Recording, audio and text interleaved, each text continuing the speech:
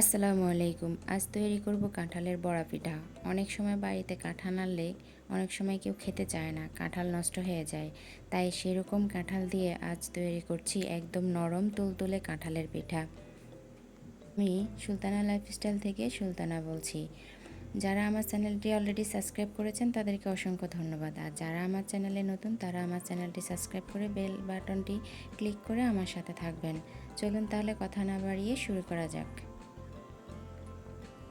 এখানে কাঁঠাল ব্লেন্ড করে কাঁঠালের রস বের করে নিয়েছি। তাতে আমি মিক্সড করব প্রথমে চিনি পরিমাণ মতো, আপনি যতটুকু মিষ্টি খাবেন সেরকম। এরপর আমি দিয়ে দিব হাফ চামচ লবণ। ভালো করে হ্যান্ড উইচের সাহায্যে ভালো করে মিক্সড করে নেব, যাতে চিনিগুলো কাঁঠালের রসের সাথে মিশে গলে যায়।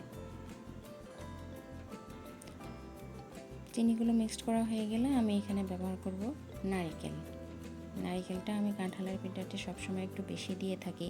নারিকেল বেশি দিলে কাঁঠালের পিঠাটা অনেক মজা হয়।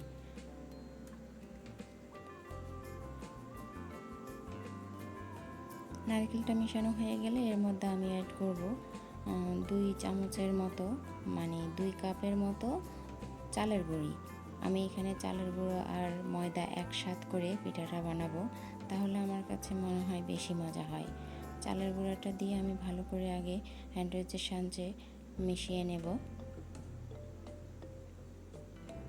চালের গুঁড়ো মেশানো হয়ে গেলে এর মধ্যে আমি দিয়ে দেব ময়দা।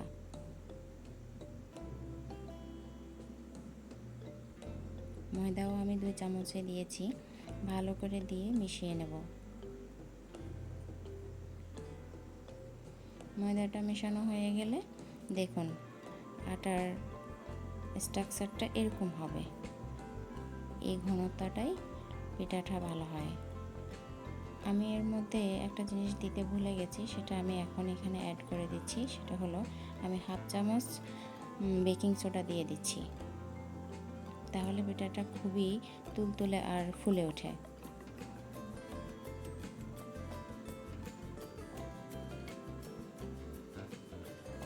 ভালো করে মিশিয়ে নিতে হবে।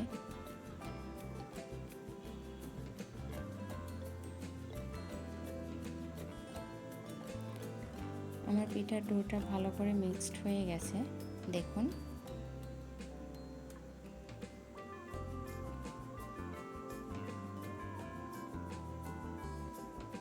এবার আমি চলে যাব চুলায়। পাত্রটা গরম করে তার মধ্যে দিয়ে দেব তেল।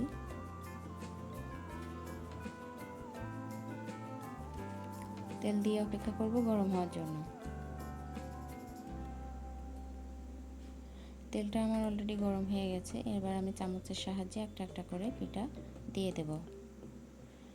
আমি চামচের সাহায্যে দিচ্ছি, আপনি চাইলে হাত দিয়েও দিতে পারেন।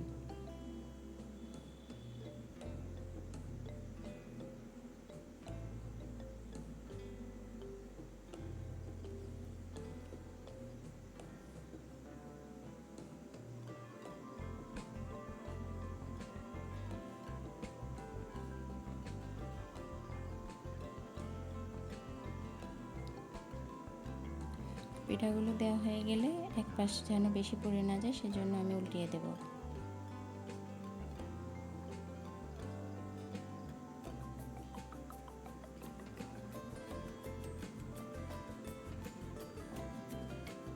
এই পাশ ওপাশ করে উল্টে পিঠাগুলো ভালো করে ভেজে নিতে হবে। পিঠাগুলো একটু লালচে বর্ণ করে ভাজবেন, তাহলে একদম চুপসে যাবে না ঠান্ডা হওয়ার পরে। দেখুন আমার পিঠাগুলো অলরেডি ভাজি হয়ে গেছে। এবার আমি তুলে নেব চাকনির সাহায্যে।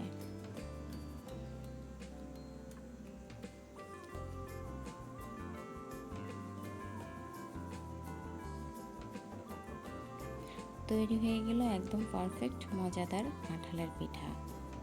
এই কাঁঠালের পিঠা এতটাই নরম আর তুলতুলে যে বাড়ির সবাই পছন্দ করবে। আপনিও তৈরি করে দেখতে পারেন। এতক্ষণ পর্যন্ত যারা আমার চ্যানেলের সাথে ছিলেন তাদেরকে জানাই অসংখ্য অসংখ্য ধন্যবাদ। আজকের মতো আমিন সুলতানা এখানেই বিদায় নিচ্ছি। দেখা হবে অন্য কোনো দিন অন্য কোনো নতুন রেসিপি নিয়ে। সেই পর্যন্ত সবাই ভালো থাকবেন। আল্লাহ হাফেজ।